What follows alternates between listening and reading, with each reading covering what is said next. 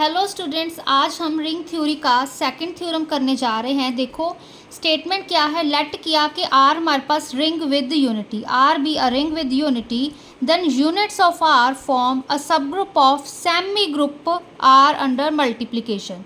अब सबसे पहले छोटा सा ओवरव्यू देखो, रिंग क्या था हमारे पास, जो आर अगर हमारे पास रिंग होगा कब, जब अंडर एडिशन वो अबिलियन ग्रुप हो, अंडर मल्टीप्लिकेशन वो सेमी ग्रुप हो, सेमी ग्रुप में वो क्लोजर एसोसिएटिव हो एंड डिस्ट्रीब्यूटिव लॉ सेटिस्फाई करे। ठीक है, अब देखो वो आर जो रिंग है विद यूनिटी, यूनिटी हमारे पास अब क्या था कि मल्टीप्लिकेटिव आइडेंटिटी एग्जिस्ट करनी चाहिए। मल्टीप्लिकेटिव आइडेंटिटी क्या थी हमारे, एडिशन में तो सारी प्रॉपर्टीज होल्ड करता ही है रिंग, ठीक है, मल्टीप्लिकेशन में सिर्फ वो क्लोजर एसोसिएटिव करता है। तो थर्ड प्रॉपर्टी हमारे पास मतलब ए डॉट वन करने पर हमारे पास वापस से वही एलिमेंट आए। ठीक है, आर रिंग है विद यूनिटी, वो चीज़ मल्टीप्लिकेटिव आइडेंटिटी है। अब क्या कह रहा है, देन यूनिट्स ऑफ आर। अब यूनिट्स क्या था हमारे पास, मल्टीप्लिकेटिव इनवर्स। ठीक है, मल्टीप्लिकेटिव इनवर्स मतलब A inverse is equal to one is equal to A inverse A. ठीक है, तो जो यूनिट्स ऑफ आर क्या कह रहे हैं हमारे पास, form a sub group of semi group. ठीक है, वो हमारे पास क्या एक सब ग्रुप फॉर्म कर रहे हैं ऑफ सेमी ग्रुप आर। ठीक है ना, जो कंफ्यूज नहीं होना है कि आर हमारे पास रिंग विद यूनिटी दिया हुआ है। ठीक है, मल्टीप्लिकेटिव आइडेंटिटी एक दी हुई है हमारे पास।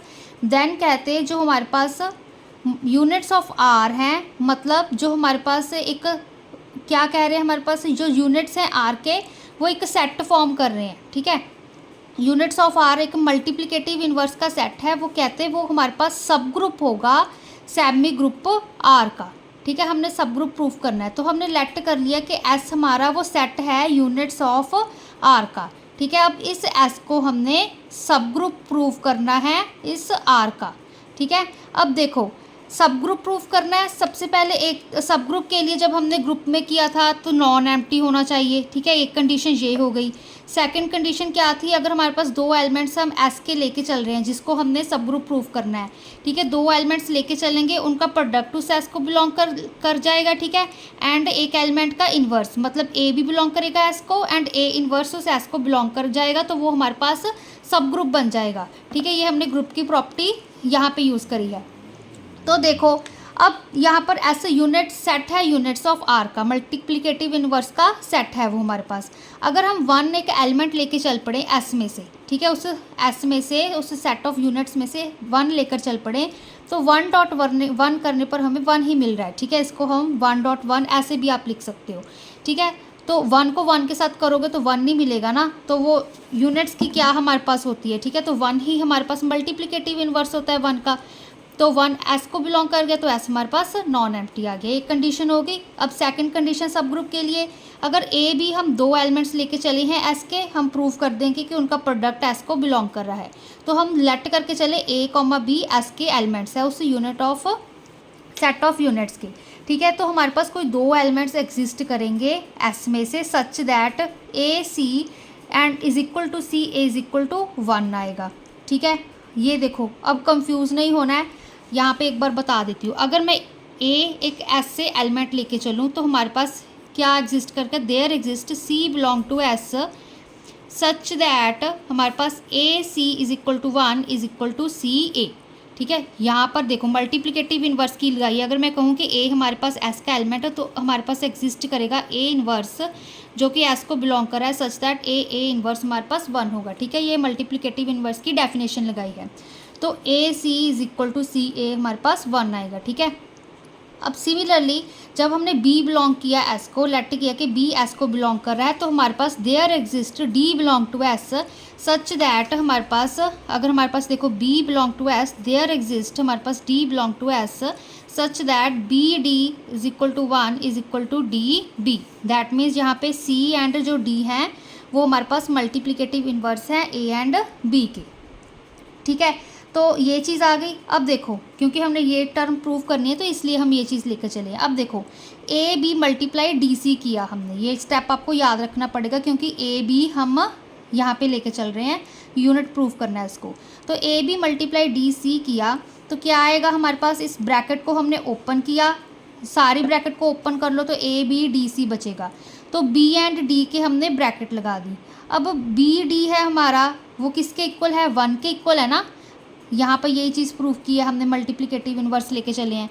तो A1C ये 1 है, ठीक है, स्लैश नहीं है यहाँ पे, A1C, ठीक है, आइडेंटिटी है 1 है, मल्टीप्लाई करोगे वही आंसर आएगा। तो AC रह गया। अब AC क्या था हमारे पास, वो भी 1 के इक्वल था, ठीक है, तो ये 1 के इक्वल आ गए, इसलिए हमने ये चीज़ पहले लेट करके चले ताकि हमने इसको प्रूव करना है। सिमिलरली जब आप DC इंटू AB करोगे, ठीक है, इसको भी चाहे आप ओपन करके लिख सकते हो, करके भी बता देती हूँ, DCAB ये चीज़ है, ठीक है, DCAB ये चीज़ इसके इक्वल लिखा, इसको अब D यहाँ पे ब्रैकेट लगा दी, ठीक है। अब फिर से CA की वैल्यू यहाँ पे 1 है, तो 1 यहाँ पे B as it is equal to DB, फिर DB की वैल्यू 1 है तो ये भी 1 आ गया, ठीक है। तो DCAB हमारे पास ये भी 1 के इक्वल है, तो वो फर्दर किसके इक्वल आ गया हमारे पास, ABDC के, क्योंकि जो AB इंटू DC है वो भी 1 के इक्वल है, DC इंटू AB वो भी 1 के इक्वल है, दैट मीन्स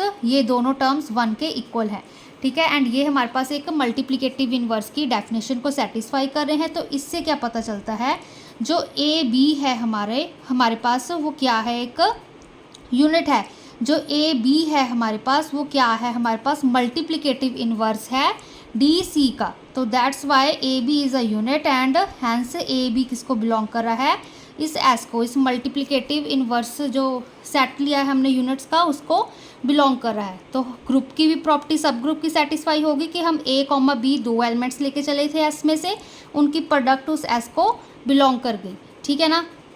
तो यहाँ पर हमने मल्टीप्लिकेटिव इन्वर्स ही प्रूव करके उसको सब ग्रुप का एक पार्ट प्रूव कर दिया, ठीक है। कंफ्यूज नहीं होना है। अब यहाँ पर देखो, चाहे अकेले A बिलोंग कर रहा है S को, ठीक है ना, तो C इन्वर्स एग्जिस्ट करेगा, AC इक्वल टू 1 होगा। सिमिलरली हम दो नंबर्स भी इकट्ठे ले सकते हैं ना, दो एलिमेंट्स को भी प्रोडक्ट में लेकर प्रूव कर सकते हैं, ठीक है। जहाँ यहाँ पर ABCD, ठीक है, आप ऐसे भी पूरा भी 3 भी लेके प्रूव कर सकते हो, ठीक है। तो यहाँ पे कंफ्यूज नहीं होना, ये हमारे पास सारा एक एलिमेंट है ABDC हमारे पास एक एलिमेंट है, ठीक है। तो यहाँ पर AB हमारे पास यूनिट बन गया, मल्टीप्लिकेटिव इन्वर्स बन गया हमारे पास DC का, ठीक है। तो अगर वो मल्टीप्लिकेटिव इन्वर्स है तो उस S को बिलोंग कर रहा है। तो ये चीज़ सेकंड पार्ट हो गया। अब A इन्वर्स प्रूफ करना है हमने भी, A इन्वर्स बिलोंग करेगा S को, ठीक है। अब देखो, ऑल्सो इफ़ अगर हमारे पास कहते हैं A बिलोंग कर रहा है S को, देन हमारे पास क्या होगा, फिर से मल्टीप्लिकेटिव इन्वर्स की लगा ली, A बिलोंग कर रहा है S को, यहाँ पे लिख लो there exist C belong to S such that AC is equal to CA is equal to 1, ठीक है। चाहे आप A ऐसे लिख लो, AC is equal to 1 is equal to CA, ठीक है। आप यूजली डेफिनेशन को ऐसे याद करते हो ना, कंफ्यूज ना हो आप इसलिए, ठीक है। तो ये चीज़ लिख ली। अब यहाँ पर हमने क्या किया, AC इसका होल इन्वर्स कर दिया एंड CA का होल इन्वर्स कर दिया, ठीक है। कोई फ़र्क नहीं पड़ता, इन्वर्स ही किया है हमने, ठीक है। स्टेप हमने क्योंकि प्रूव करना है। तो देखो अब यहाँ पर क्या आएगा, AC का होल इन्वर्स, ये सारी टर्म का हमने होल इन्वर्स कर दिया, ठीक है। तो AC का इन्वर्स अब कैसे खुलेगा, ठीक है, रिवर्स में खुलता होता है, C इन्वर्स A इन्वर्स, यहाँ पे CA का होल इन्वर्स था, A इन्वर्स C इन्वर्स खुल गया, ठीक है। एंड ये 1 का हम अगर यहाँ पर भी 1 का इन्वर्स लेके चलो तो 1 का इन्वर्स हमारे पास 1 नहीं होता है, ठीक है। इस स्टेप का आगे हमने ये चीज़ प्रूफ की है। अब देखो यहाँ पर फिर से वही कंडीशन बन गई कि अगर हमारे पास C inverse A inverse is equal to A inverse C inverse है एंड वो इक्वल टू 1 है, तो A इन्वर्स क्या बन गया, मल्टीप्लिकेटिव इन्वर्स बन गया C इन्वर्स का, एंड वो उस S को बिलोंग कर गया सेट ऑफ यूनिट्स को। एंड सब ग्रुप की भी प्रॉपर्टी हमारे पास प्रूव हो गई कि वो A इन्वर्स है, वो S को बिलोंग कर रहा है।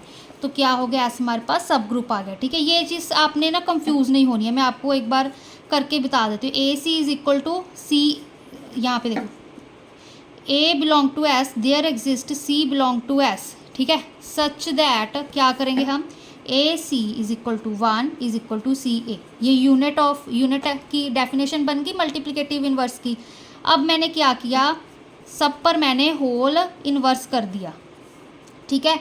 तो इसी स्टेप का नेक्स्ट स्टेप क्या बनेगा, इसको हम ओपन करेंगे, C इन्वर्स A इन्वर्स, 1 का इन्वर्स 1 ही होता है, यहाँ पे A इन्वर्स C इन्वर्स बन गया, ठीक है। तो इस डेफिनेशन के अकॉर्डिंग क्या बनेगा, ठीक है, तो क्या बनेगा, फॉर ए फॉर यहाँ पर देखो क्या बनेगा, C inverse belong to S, there exist A inverse belong to S, ठीक है, such that C inverse A inverse is equal to 1 is equal to A inverse C inverse, ठीक है ना। तो यहाँ पे हमारे पास जो ए इनवर्स है वो इस एस को बिलोंग कर रहा है, यूनिट ऑफ सेट्स को, ठीक है।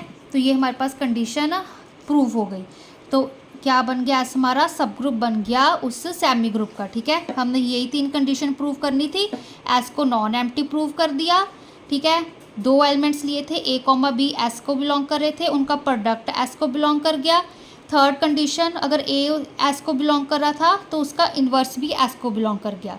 सब ग्रुप की ये 3 प्रॉपर्टीज़ सेटिस्फाई हो गई, तो एस क्या बन गया, उस सब ग्रुप बन गया उस सेमी ग्रुप आर का, ठीक है। ये सारा कंसेप्ट हमने सेट ऑफ यूनिट्स का यूज़ करके किया है, मल्टीप्लिकेटिव इन्वर्स को यूज़ करके किया है।